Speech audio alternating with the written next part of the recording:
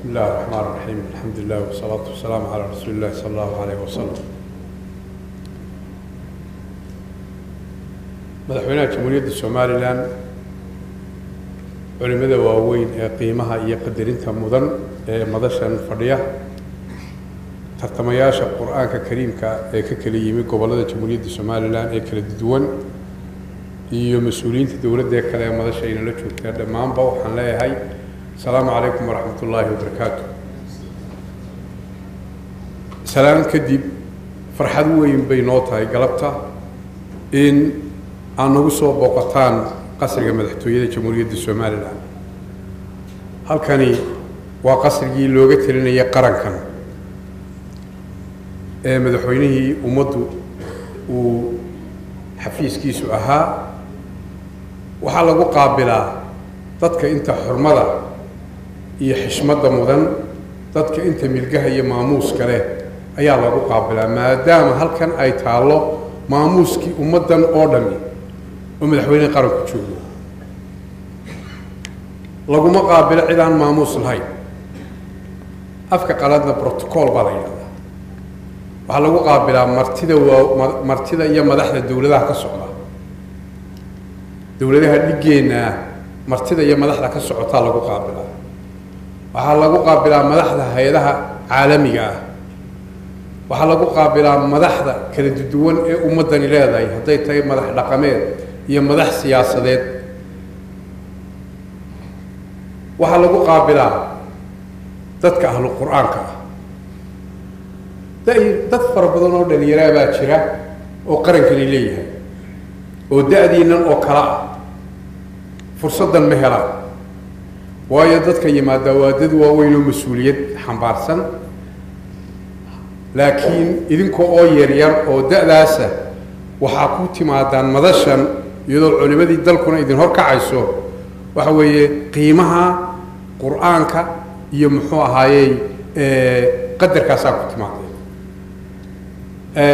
madaxweynaha Jamhuuriyadda Soomaaliland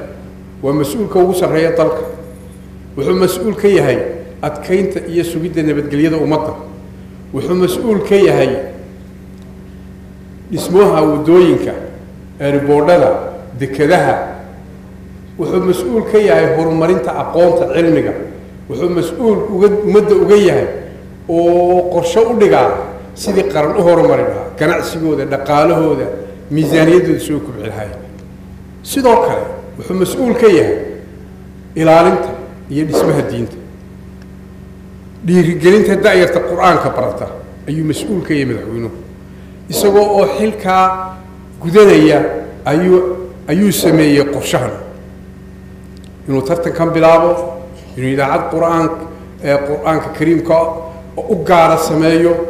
inuu barnaamijyo fara badan sameeyo inuu masaajid dhiso inuu waxaas oo dhan xikmadaas looga goleeyay inta kadib waxaan leenahay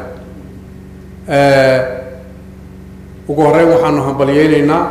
dhammaan dhalinyaradii ka kala timid gobolada ee tartankii quraanka kariimka ka qayb gashay 18 arday ee ka kala yimid gobolada dalka waa hambalyeeynaa waayo waxay ahaayeen dad la soo xulay oo gobol walba laga soo xulay si gaar ah waxaanu u bogaadinaynaa ardadii kaalmaha sare galay gaar ahaan halkan jaaysada madaxweynuhu ku siin doono iyagana si weyn baan u bogaadinaynaa waxaanu bogaadinaynaa waalidkii ku tabcay muxuu ahaa suurto geliyey ku hagay dhabada iyo dariiqa waanu dhiirigelinaynaa waa bogaadinaynaa sidoo kale waxaanu hambalyeeynaa guddigii imtixaanada culimada imtixaanka qaaday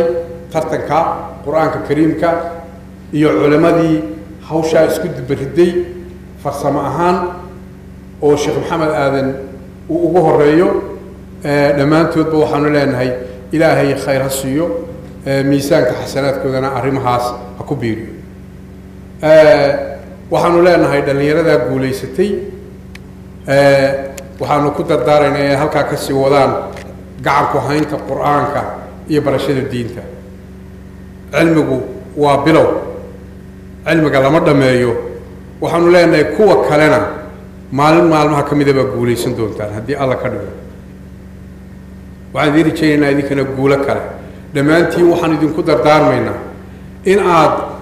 diinta ilaalisaan oo ku dhaqantaan inaad dadka intayada kalena nooga faa'iidaysaan sidoo kale waxaanu iyadana hoosta ka xariiqaynaa oo idinku waaninaynaa inaydaan qaadan afkaaraha xag jirka ah ee sida qaldan diinta loo turjumo maanta dad badan oo inaga mida oo muxuu ahaayey inala mida ayaa si qaldan diinta u turjumay oo dhibaato badan ku haya mujtamaca muslimiinta waxaanu idinka rajaynaynaa oo aanu idinku waaninaynaa inaydan dariiqaa marin ee aad martaan dariiqaa culimmada gacanta idinku haysaa ay idin jideeyeen ama idin sharxayaan ugu dambayn intaas ayaan runtii ku ururin lahaa saaxiibkay wasiirka warfaafintana muxuu ahaayey isbarashadii culimmada iyo isku soo dhawaashihii wuu ka faa'iideeyo magacyadoodiina waa bartay caddaan culimmadiina berigii hore culimmada wuxun buu u yaqaanay imika culimmadiina wanaagsantayna wuu bartay marka qofka jaliisu saalixa ee dadka wanaagsan raaca khayr buu ka helaa iimaankaa u kordha waxbuu ka kororsadaa isagana waa u ducaynaynaa aad buu u shaqeeyey aad iyo aad iyo aad berigii hore u boodi jira marka culimmada la soo qaado marka isagana khayr baan u rajaynaynaa waana bogaadinaynaa door ku qaatay wasiirka diintana waa bogaadinaynaa sheekh khaliil oo runtii si wanaagsan xilkiisa u gutay arrimaha diinta iyo culimmadana isku soo dhaweeya sheekh maxamed aadan iyo sheekh cabdiraxmaan iyo sheekh maxamed cali geed iyo culimmada waaweyna runtii iyagana dhammaantoodba waa bogaadinaynaa hadalka wixii aanu culimmada is odhanayno habeen dambe ayaanu dib u dhiganaynaa insha allahu munaasabaddaa weyn waxaan kusoo dhaweynayaa madaxweynaha jamhuuriyadda somalilan siduu u yidhaahdo u hambaliyeeyo dhallinyaradii guulaysatay iyo wixii uu